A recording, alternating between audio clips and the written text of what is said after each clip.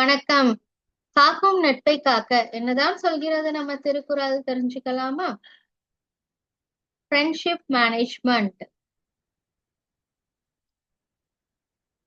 இதுல நம்ம ஆராயாத நட்பின் விளைவுகள் பார்த்துக்கிட்டு இருக்கோம். நட்பை பற்றிய புரிதல்ல ஆராயாத நட்பின் விளைவுகள் பத்தி பார்த்துக்கிட்டு இருக்கோம். லாஸ்ட் கிளாஸ்ல என்ன சொல்லி கொடுத்தாரு நம்ம திருவள்ளுவர் தாத்தா? அதாவது ஆராய்ஞ்சுதான் ஒரு நட்பை கொள்ளணும். இப்படி ஆய்ந்து ஆய்ந்து அப்படின்னு சொல்லி தராரு. ஆராய்ந்து ஆராய்ந்து தான் நம்ம என்ன பண்ணணும், ஒரு ஃப்ரெண்ட்ஷிப்பை உருவாக்கிக்கணும். இந்த 4 ஸ்டெப்ஸ் சொன்னாங்க இல்லையா? அறிமுகம், தொடர்பு, பழக்கம், அதுக்கப்புறம் தான் நட்பு. அந்த அளவுக்கு அந்த 4 ஸ்டெப் வர வரைக்கும் ஆராயணும். இல்லைன்னா என்ன ஆகும்னு சொல்றாங்க, நம்மளுடைய எண்ட் ஆஃப் த லைஃப் வரைக்கும் நமக்கு அந்த நட்பு, அந்த ஏற்படுத்தின நட்புனால நமக்கு ஒரு துன்பம் வந்துகிட்டே இருக்கும் அப்படின்றாங்க. ஏதாவது ஒரு விதத்துல அந்த நட்புனால நமக்கு கஷ்டம் வந்துகிட்டே இருக்கும் அப்படின்னு சொல்லி கொடுத்தாங்க இல்லையா? சரி, இன்னைக்கு நம்ம செல்லக்குட்டி கேட்ட டவுட்டுக்கான ஆன்சரை நம்ம திருவள்ளுவர் தாத்தா சொல்லி தர போறாங்க. என்ன டவுட் கேட்டாங்க? ஆராய்ஞ்சு ஆராய்ஞ்சுதான் நீங்க நட்பு கொள்ளணும்னு சொல்றீங்களா திருவள்ளுவர் தாத்தா? அப்ப என்னென்ன விஷயங்களை ஆராயணும் அப்படின்ட்டு கேட்டிருந்தாங்க இல்லையா? அதுக்கு நம்ம திருவள்ளுவர் தாத்தா சூப்பர் டூப்பரா இன்னைக்கு ஆன்சர் சொல்ல போறாங்க. என்னென்ன விஷயங்கள் ஆராயணும்னு சொல்றாங்க பாருங்க.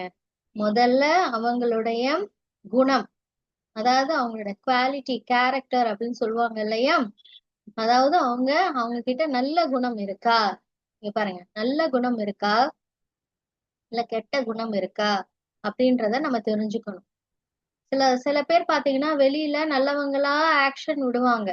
ஆனா உள்ள பாத்தீங்கன்னா அவங்களுக்குள்ள பொறாமை இருக்கும், பேராசை இருக்கும். உங்களை உங்களை நீங்க ஒரு நல்ல மார்க் வாங்கிட்டீங்கனாலே அவங்க கிட்ட அந்த பொறாமை வந்துடும். உங்ககிட்ட ஒரு பொருள் இருந்தாலே அதை பார்த்த உடனே ஒரு பேராசை வந்துடும். அதே மாதிரி மன வெளியில அவங்க கிட்ட சிரிச்சு பேசுவாங்க, மனசுக்குள்ள உங்களை பத்தி தப்பான எண்ணங்கள் இருக்கும். சரிங்களா? இந்த மாதிரி விஷயங்களும் நம்ம ஆராயணும். வெளியில பார்த்த உடனே அவங்க நல்லவங்க நல்லவங்க கெட்டவங்கன்னு முடிவு பண்ணிடக்கூடாது. சரிங்களா? நல்லா ஆராய்ஞ்சி அவங்க கிட்ட என்ன மாதிரி எண்ணங்கள் இருக்கு அப்படின்றத ஆராயணும். அது அவங்களுடைய முகமும் அவங்களுடைய செயல்பாடுகளுமே காட்டி கொடுத்துரும். சரிங்களா? இது நாளடைவுல தான் நம்மளால தெரிஞ்சுக்க முடியும். உடனே தெரிஞ்சுக்க முடியாது. அதனால இந்த குணங்களை நம்ம ஆராயணும் அப்படின்னு நம்ம திருவள்ளுவர் தாத்தா சொல்லி தராங்க. அடுத்தது என்னது? குடும்பம். அவங்களோட குடும்பம் எப்படி இருக்கு, நல்ல குடும்பமா கெட்ட குடும்பமா அப்படின்றத தெரிஞ்சுக்கணும். இந்த படத்துல பாத்தீங்கன்னா அந்த குடும்பம் எப்படி இருக்காங்க பாருங்க. ஒரு சாப்பிடறதுக்கு முன்னாடி கூட என்ன பண்றாங்க, கடவுளை நல்லா பிரேயர் பண்றாங்க. அப்ப சாப்பிடுற விஷயத்துல கூட கடவுளுக்கு ஒரு நன்றி சொல்லிட்டு தான் செய்யறாங்க. அப்ப இந்த குடும்பம் எப்படி இருப்பாங்க ஆராய்ஞ்சு பாத்தீங்கன்னா? அதாவது எல்லா விஷயத்திலையும் ஒரு ஒழுக்கத்தை கடைபிடிப்பாங்க, நேர்மையா இருப்பாங்க, மத்தவங்களுக்கு கொஞ்சம் கூட நம்ம துன்பத்தை கொடுத்துடக் கூடாது அப்படின்ற எண்ணத்தோட இருப்பாங்க. சரிங்களா? எல்லா பழி பாவங்களுக்கும் பயப்படுவாங்க. நம்ம ஏதாவது தப்பு பண்ணிட்டா நம்ம குடும்ப பெருமை போயிடுமோ அப்படின்னு பயப்படுவாங்க. சரிங்களா? இதையும் நம்ம ஆராய்ஞ்சுதான் தெரிஞ்சுக்க முடியும். அவங்க ஃபேமிலி எப்படி அப்படின்னு அவங்க கிட்ட பழகி பார்த்துதான் தெரிஞ்சுக்க முடியும். அதனாலதான் பழக்கம்னு நம்ம திருவள்ளுவர் தாத்தா ஒரு விஷயத்த சொல்லி கொடுத்தாங்க. சரிங்களா? முதல்ல குணம் பார்த்தாச்சு, குடும்பம் பார்த்தாச்சு. அடுத்தது என்னது? குற்றம். அவங்க கிட்ட இருக்கிற குற்றம், குறைகள். இப்ப யாராவது உங்ககிட்ட ஃப்ரெண்ட்ஷிப் வச்சுக்கணும்னு வராங்கன்னா அவங்க கிட்ட என்ன மாதிரியான குறைகள் இருக்குன்றத பார்க்கணும். சரிங்களா?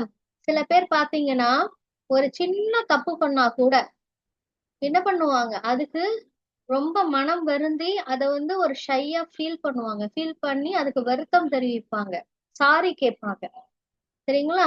இங்க பாருங்க, ஒரு பையன் ஒரு ஐஸ்கிரீம் கொண்டு இன்னொரு பையன் மேல தெரியாம தெரியாம தான் பட்டுடுச்சு. பட்டு கீழே அதாவது இந்த பையன் ஐஸ்கிரீம் கொண்டு வராங்க. அத இன்னொரு பையன் வரும் பொழுது தெரியாம அவங்க கைப்பட்டு அந்த ஐஸ்கிரீம் கீழே விழுந்துடுது. சரிங்களா? இந்த பையன் என்ன பண்றாங்க, இவங்க கொண்டு வந்த ஐஸ்கிரீமை தட்டி விட்டுடுறாங்க. அது தெரியாம தான் நடந்திருக்கு.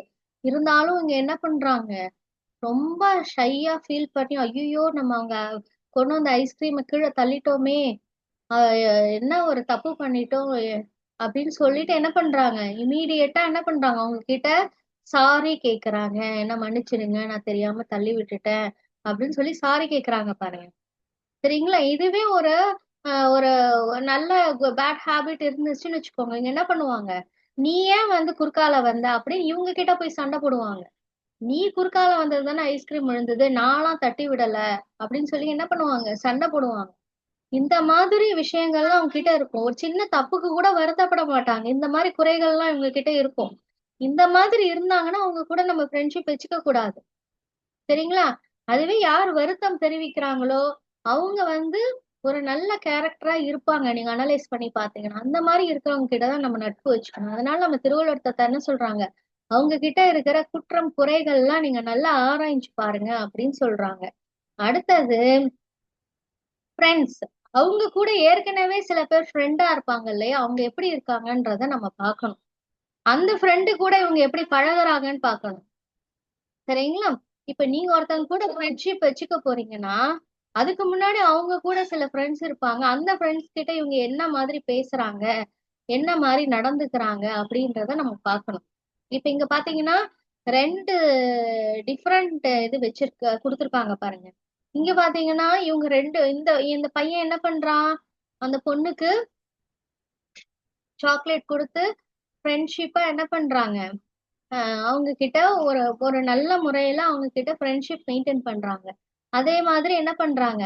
இவங்க ஒரு டாய குடுத்து இவங்க 2 பேருமே பாருங்க. இவங்க ஒரு டாய் குடுக்குறாங்க. உடனே அவங்க ஒரு டாய் குடுத்து ஷேர் பண்ணிக்கிறாங்க அவங்களோட விளையாட்டு பொருட்கள.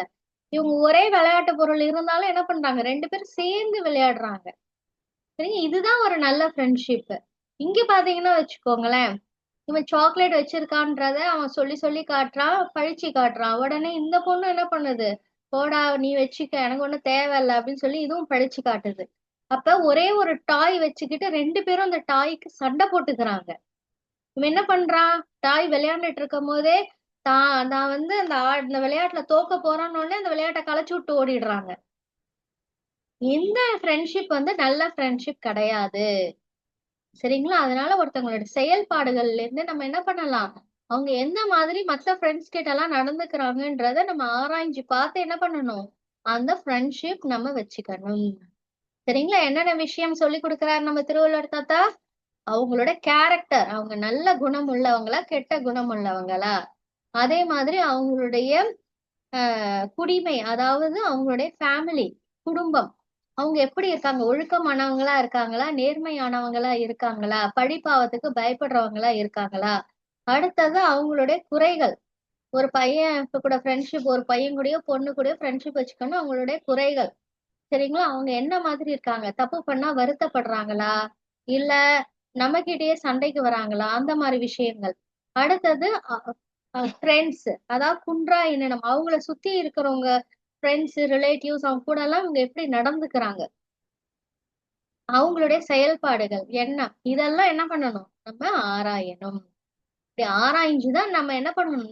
நட்பை ஏற்படுத்திக்கணும்ட்டு நம்ம திருவள்ளுவர் தாத்தா நட்பு ஆராய்தல் அப்படின்ற அதிகாரத்துல இந்த திருக்குறள்ல நமக்கு சொல்லித் தராங்க. குணனும் குடிமையும் குற்றமும் குன்றா இனனும் அறிந்து யாக்க நட்பு அப்படின்னு சொல்லி தராங்க. சரிங்களா? குணம் நம்ம சொல்லியாச்சு, அவங்களுடைய கேரக்டர் குவாலிட்டி. அடுத்த குடிமை, அவங்களுடைய ஃபேமிலி குடும்பம். அடுத்த குற்றம், அவங்க கிட்ட இருக்கிற குறைகள்.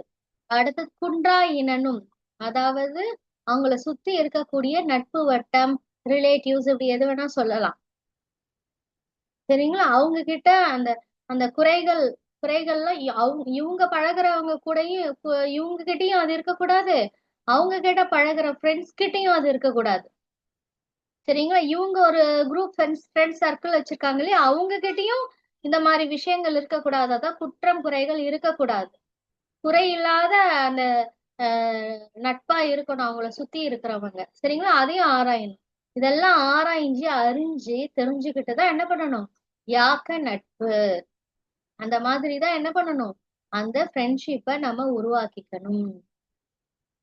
சரிங்களா? ஒரு ஃப்ரெண்ட்ஷிப் உருவாக்கிக்கிறதுக்கு முன்னாடி அவங்களோட குணம், அவங்களுடைய குடும்பம், அவங்க கிட்ட இருக்க குறைகள், அவங்கள சுத்தி இருக்கிறவங்க கிட்ட இருக்கிற நட்பு வட்டத்துல இருக்கக்கூடிய குற்றம் குறைகள், இப்படி எல்லாத்தையும் ஆராயணும்னு நம்ம திருவள்ளுவர் தான் சொல்றாங்க. ஓகே செல்லக்குட்டீஸ், இனிமேல் நீங்க வந்து நீங்களும் ஒரு நட்பை உருவாக்குறதுக்கு முன்னாடி இந்த மாதிரி விஷயங்களை கண்டிப்பா ஆராய்வீங்க இல்லையா? சரி. இப்ப செல்லக்குட்டி மறுபடியும் ஒரு டவுட் கேக்குறாங்க. என்ன கேக்குறாங்க? குணம், குற்றம், சுற்றம் இதெல்லாம் நீங்க ஆராயணும்னு சொல்லிட்டீங்க. சரிதான் அதெல்லாம். ஆனா ஒருத்தவங்களோட குடும்பத்தையும், அதாவது ஒருத்தங்க குடும்பம், அவங்க குடிப்பிறப்பு இருக்கு இல்லையா? அவங்க குடும்பம் அதை ஆராயணும்னு நீங்க சொல்றீங்களே, இது சரியா? இது என்னால ஏத்துக்க முடியல. சரி, என்னோட குணத்தை ஆராயறீங்க சரி, என்கிட்ட இருக்கிற குறைகளை ஆராயறீங்க சரி, என்னை சுத்தி இருக்கிற ஃப்ரெண்ட்ஸ் எப்படி இருக்காங்கன்னு ஆராயறீங்க சரி, அதெல்லாம் ஓகே. எங்க அப்பா அம்மா எப்படி இருக்காங்க, என்னோட தம்பி தங்கச்சி எப்படி இருக்காங்க, இதெல்லாம் நீங்க வந்து ஆராயணும்ட்டு சொல்றது என்னால ஏத்துக்க முடியல அப்படின்ட்டு ஒரு செல்லக்குட்டி கேக்குறாங்க. நீங்க என்ன சொல்றீங்க செல்லக்குட்டி? உங்களுடைய ஆன்சரை சொல்லி அனுப்புங்களேன். இதுதான் இன்னைக்கான அசைன்மெண்ட். Thank you so much.